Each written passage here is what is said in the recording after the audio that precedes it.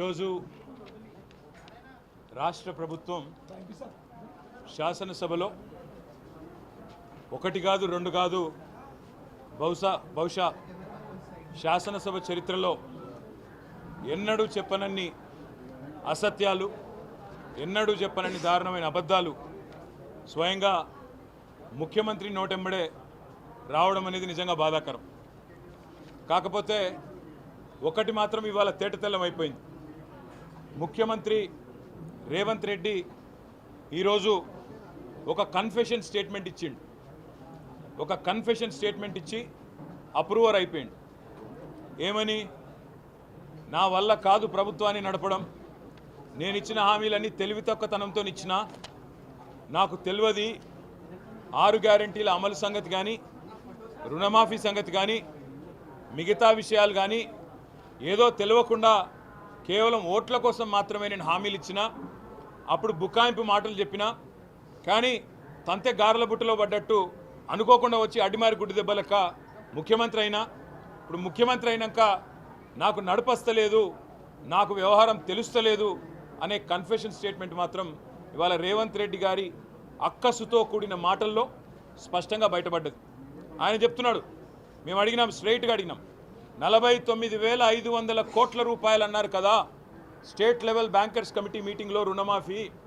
మరి 49,500 40,000 ఎట్లయింది ముఖ్యమంత్రి గారు? నువ్వే చెప్పినావు 40,000 కోట్ల రూపాయలు ఏముందయ్యా, ఒక సంవత్సరం కడుపు కట్టుకుంటే చేసేస్తారు రుణమాఫీ అన్నావు, ఎందుకు చేయలేదని అడిగినాం. సమాధానం లేదు. 49,500 40,000 ఎట్లయింది? 40,000 మళ్ళీ క్యాబినెట్ కాడికి వచ్చే వరకు 31 ఎట్లయింది? 31,000 కోట్లు మళ్ళీ శాసనసభలో బడ్జెట్ ప్రవేశపెట్టే టైంకు 26,000 కోట్లు ఎట్లయింది? ఇవాళ ఆఖరికి 20,000 కోట్లు ఇచ్చి చేతులు దులుపుకొని సిగ్గు లేకుండా 100% రుణమాఫీ అయిందని చెప్తున్నావు, సిగ్గులేదా అని అడిగినాం. దానికి కూడా కన్ఫెషన్ స్టేట్మెంట్ ఏంటంటే, గతంలో ఇది ఉండే, అల్లం ఉండే, బెల్లం ఉండే, అది ఇది అనేదో తిమ్మిని తిమ్మిని చేసి మసిగూసి మారేడుకాయ చేసి రాష్ట్ర వ్యాప్తంగా చూస్తున్న రైతులందరికీ మాత్రం స్పష్టంగా అర్థమైంది ఈ ముఖ్యమంత్రి యొక్క డొల్ల నీతి, డొల్ల మాటలు. రైతు రుణమాఫీ విషయంలో వీళ్ళు చేసిన ప్రచారం అంతా కూడా ఉత్తదే అని చెప్పి ఇలా వాళ్ళ ఎమ్మెల్యేలే తేల్చేసింది. పాపం వాళ్ళ ఎమ్మెల్యేలకు ఏదో ట్రైనింగ్ ఇచ్చారట మొన్న 2 రోజులు. పాపం అబద్ధాలు చెప్పే ట్రైనింగ్ మాత్రం చక్కగా ఇచ్చినట్లు లేరు. అందుకే ఒక ఎమ్మెల్యేలేసేమో మా దగ్గర 70% అయిపోయింది అన్నాడు, ఇంకొక ఎమ్మెల్యేనేమో 70% కాకపోతే నేను అర్జెంటుగా రాజీనామా చేస్తాను ఎగురుతున్నాడు. వాస్తవం ఏంటంటే ముఖ్యమంత్రి ఏమో 100% అంటున్నాడు, ఎమ్మెల్యేలు పాపం సగమే నిజం చెప్తున్నారు, 70% అని చెప్తున్నారు. కానీ ఏ గ్రామంలో కూడా ఈరోజు వాస్తవం ఏంటి అంటే 25-30% మించి ఎక్కడ రుణమాఫీ జరగలేదు. ఇది వాస్తవం. అందుకే నేను సవాల్ చేసిన, నీ సొంత ఊరు కొండారెడ్డి పల్లె పోదామా, నీ సొంత నియోజకవర్గం కొడంగల్ పోదామా, రుణమాఫీ కాలేదు, ఇది అక్షర సత్యం. ఎస్ఎల్బీసీలో 49,500 కోట్ల రూపాయలు అని అక్కడ చెప్పి ఇవాళ 20,000 కోట్లు అని చెప్పి బయట చెప్పి డిపాజిట్ చేసింది మాత్రం ఇప్పటికీ 12-13,000 కోట్ల రూపాయలు కూడా రైతుల ఖాతాల్లో పడలేదు. ఇది వాస్తవం అని మేము ఇవాళ శాసనసభ వేదికగా రుజువు చేయగలిగినాం. దాంతో ముఖ్యమంత్రి తట్టుకోలేకపోయింది. రుణమాఫీ విషయంలో వాళ్ళ బండారం బయటపడే వరకు బాధ అయింది. నువ్వు రైతు భరోసా ఎగ్గొట్టినావు. ఆ రోజు ఇదే ముఖ్యమంత్రి అన్నాడు, ఎవడయా అవులగాడు, ఎవడయా దివానగాడు, రైతు బంధు బంద్ అవుతుందని చెప్పిన అవులగాడెవడు, దివానగాడెవడు అని నోరు బారేసుకున్నాడు ముఖ్యమంత్రి రేవంత్ రెడ్డి. ఆనాడు కాంగ్రెస్ పార్టీ ఎంపీగా, పిసిసి అధ్యక్షుడిగా. ఇవాళ నేను అడిగిన సూటిగా, మరి ఇవాళ వానాకాలం రైతు బంధు ఎగ్గొట్టిన అవులగాడెవడు, వానాకాలం రైతు బంధు ఎగ్గొట్టిన దివానగాడెవడు చెప్పాలి వ్యవసాయ మంత్రి గారు అని చెప్తే ఏం చేయాలనో తెలియక ఇవాళ నోటికొచ్చిన కారు కూతలు, అక్కసుతో కూడిన మాటలు. వాస్తవం ఏంది? ఈరోజు రైతు భరోసా విషయంలో ఈ ప్రభుత్వం చిత్తశుద్ధి లేదు కాబట్టే. మొదలు నిజంగానే చిత్తశుద్ధి ఉంటే, రేవంత్ రెడ్డి చెప్పిన మాటల్లో నిజాయితీ ఉంటే, ఆయన ఏమన్నాడు ఎలక్షన్ ముందు, డిసెంబర్ 3 ముందు తీసుకుంటే ఎకరానికి 5,000, 3 తర్వాత తీసుకుంటే ఎకరానికి 7,500 రూపాయలు నేను ఇస్తా అని చెప్పిండు. డిసెంబర్ 9 నాడు రుణమాఫీ చేస్తా అని చెప్పిండు. ఇప్పటిదాకా తీసుకొని రైతులుంటే ఉరుక్కుంటూ పోయి తెచ్చుకోండి, రుణమాఫీ నేను చేస్తా అని చెప్పిండు. ఇవాళ రాష్ట్ర రైతాంగం తరపున అడుగుతా ఉన్నాం బీఆర్ఎస్ పార్టీగా, ఏమైనాయి నీ మాటలు? ఉరుక్కుంటూ బొమ్మని చెప్పినావు, రైతులు ఉరుక్కుంటూ పోయినారు, 2 లక్షలు 3 లక్షలు లోన్లు తెచ్చుకున్న తర్వాత ఇవాళ వాళ్లకు మోసం చేస్తూ నీ మాయ మాటలతో బుకాయించి ఇవాళ 25% మాత్రమే రుణమాఫీ చేసి 100% అయిందని చెప్పి 550 కోట్ల రూపాయలతోని పత్రికల ప్రకటనలు మాత్రం ఇచ్చుకున్నావు. ఈ మాట మేము అడిగే వరకు ఉక్రోషం వచ్చింది ముఖ్యమంత్రి గారికి. నువ్వు రైతు బంధు ఎగ్గొట్టినవా లేదా అని అడిగే వరకు ఉక్రోషం వచ్చింది. నువ్వు రుణమాఫీ చేయని మాట వాస్తవం కాదా అంటే ఉక్రోషం వచ్చింది. తట్టుకోలేక పచ్చి అబద్ధాలు చెప్తా ఉన్నాడు. ఏమంటున్నాడు ఇవాళ ముఖ్యమంత్రి గారు? కేసీఆర్ గారు 11 విడతలుగా ఆయన ప్రభుత్వంలో 72,000 కోట్ల రూపాయల రైతు బంధు ఏదైతే డబ్బులు నగదు బదిలీ పథకం, భారతదేశంలోనే అతిపెద్ద నగదు బదిలీ పథకం, అది సక్సెస్ఫుల్గా అమలు చేసిండో దానిని కూడా ఈరోజు బదనాం చేసే ప్రయత్నం ఈ ప్రభుత్వం చేస్తూ ఉంది. 22,000 కోట్లు దుర్వినియోగం జరిగింది, పక్కకు పోయినాయని చెప్తున్నారు.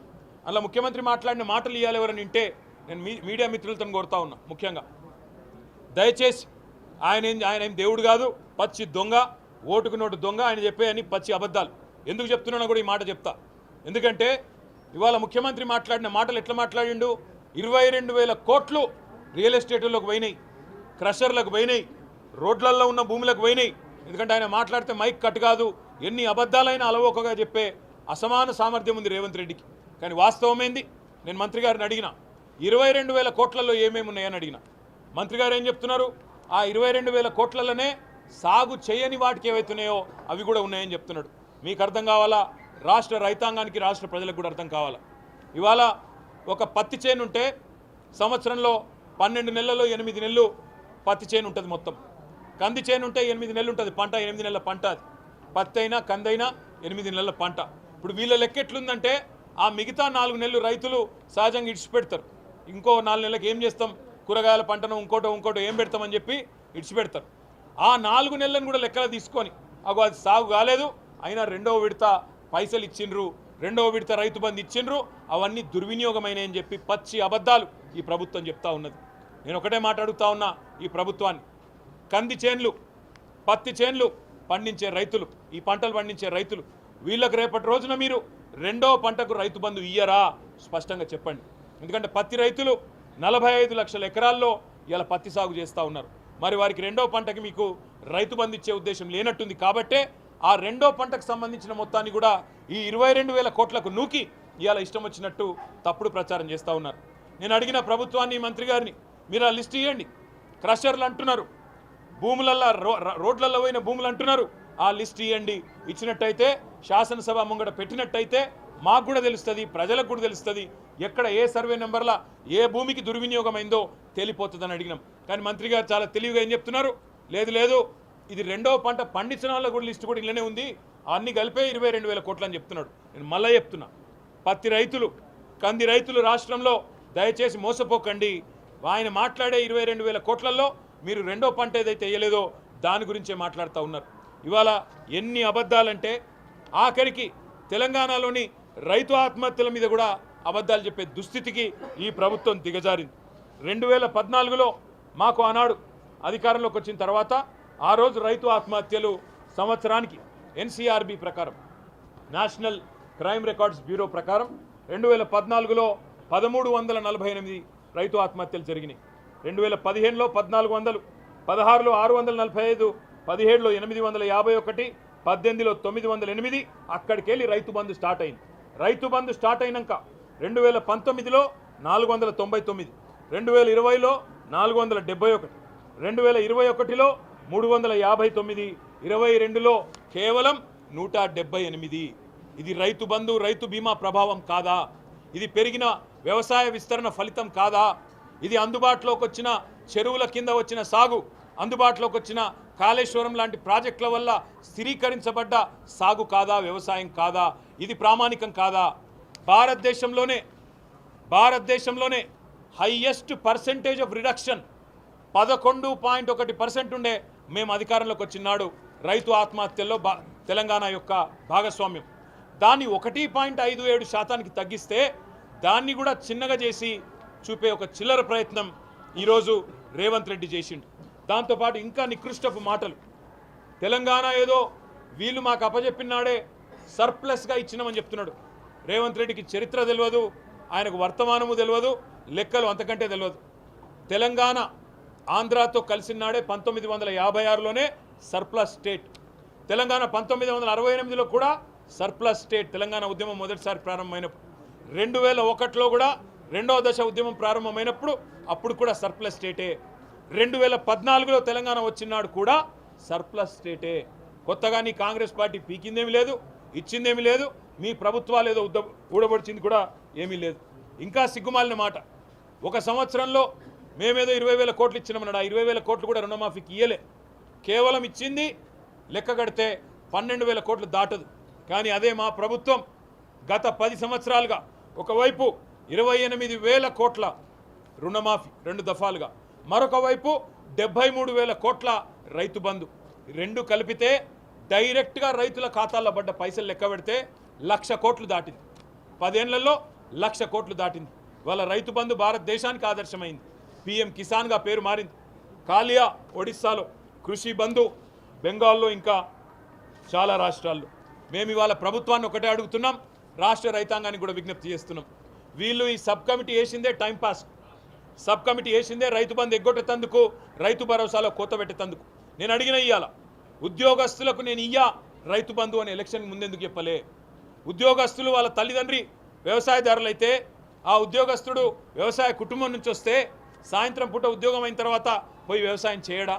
మరి ఆయనకు భూమితో ఉన్న కనెక్షన్ ఎందుకు కట్ చేస్తున్నావు? ఆయనను రైతుకు ఎందుకు గుర్తిస్తలేవని అడిగినా సమాధానం చెప్పలేదు. అదేవిధంగా పాన్ కార్డు కింద పెడితే ఇవాళ దాదాపు 1,30,00,000 పాన్ కార్డులు ఉన్నాయి తెలంగాణలో. మరి వాళ్ళందరికీ కట్ అంటే ఇక మిగిలేదెవడు ఆలోచించమని కోరిన. ఐటీ అంటున్నావు, ఇవాళ పాపం ఇన్కమ్ ట్యాక్స్ కట్టేటోళ్ళల్లా రైతు బిడ్డలైన ఐటీ ఉద్యోగులు ఉన్నారు, జర్నలిస్టులు ఉన్నారు. మరి రేపటి రోజున ఐటీ కట్టేటోళ్ళందరికీ తీసేస్తారు రైతు బంధు అంటే ఎవడు మిగులుతాడు? అందుకే నేను అడిగిన దానికి సమాధానం లేదు. ఎటు పెట్టి వీళ్ళ సిద్ధాంతం ఒకటే, ఎలక్షన్లకు ముందేమో అందరికీ అన్ని, ఇప్పుడు ఎలక్షన్లు అయిపోయినాయి కదా కొందరికే కొన్ని, అట్లా కటింగులు పెట్టి ఏదో రకంగా తప్పించుకోవాలన్న ఎజెండా తప్ప వీళ్లకు చిత్తశుద్ధి మాత్రం లేదు. ఇవాళ మేము అడిగినాం, ఆత్మహత్యల విషయంలో తప్పుడు మాటలు చెప్పినారు. అదేవిధంగా మన వానాకాలం రైతు బంధు ఎగ్గొట్టిండ్రు. ఎంత సిగ్గుమాలిన ప్రభుత్వం అంటే 700 కోట్లు బోనస్ ఇచ్చినాం అంటున్నారు.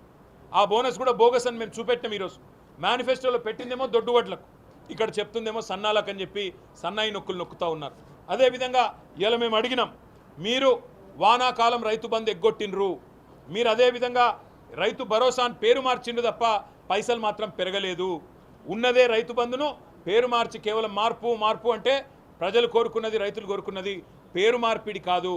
రైతులు కోరుకున్నది, ప్రజలు కోరుకున్నది గుణాత్మకమైన మార్పు. మాకు ఇంకిన్ని ఎక్కువ పైసలు రావాలి, ఎక్కువ పెట్టుబడి సాయం కావాలనే ఆలోచన చేసిండ్రు.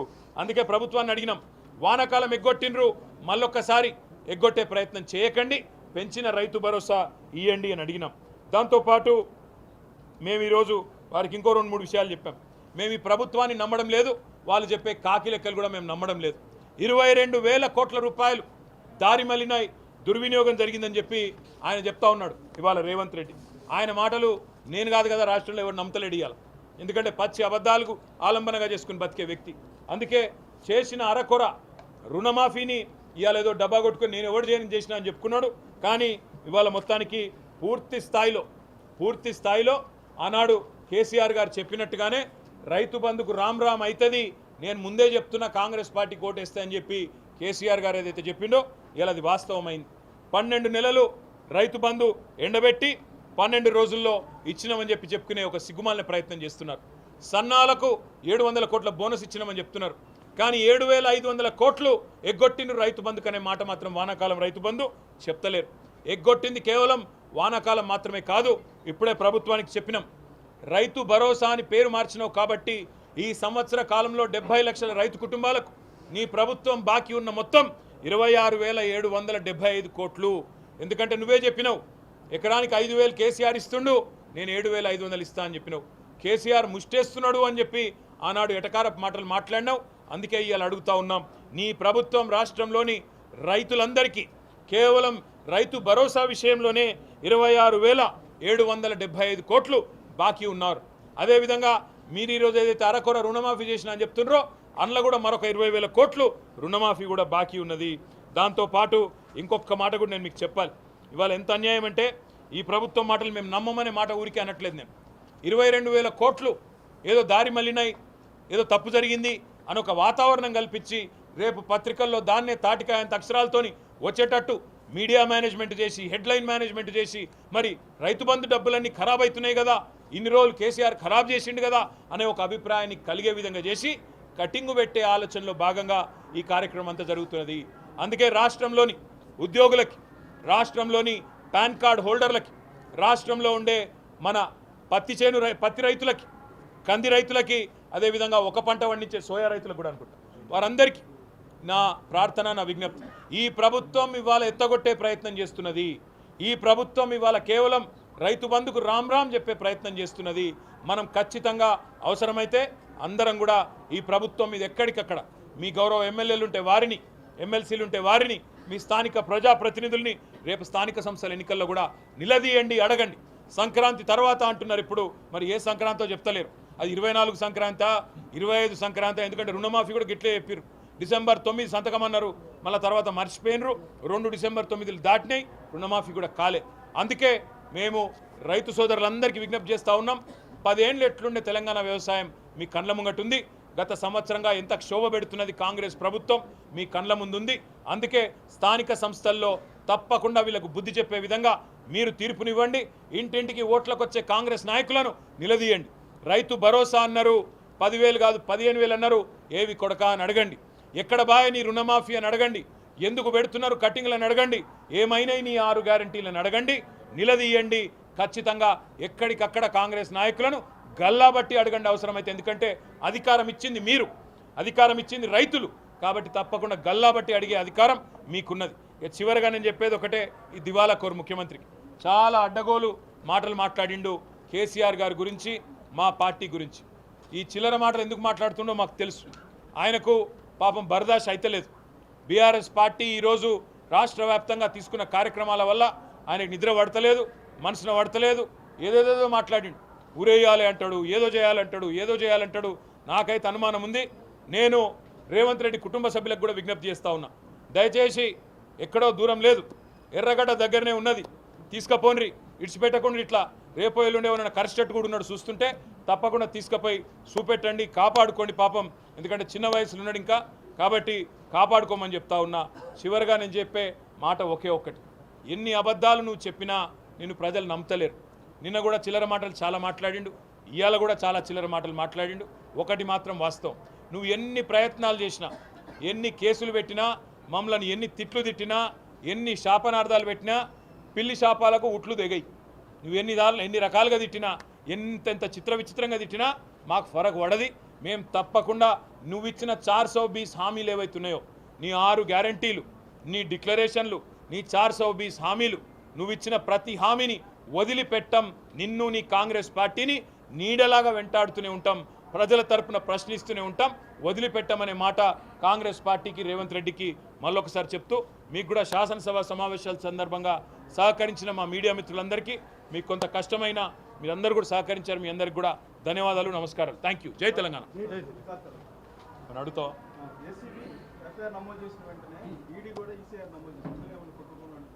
ఇదివరకు చెప్పినా మళ్ళీ చెప్తున్నా, ఏ కేసుకు భయపడం, ఈడీకి భయపడం, మోడీకి భయపడం, ఎవడికి భయపడం.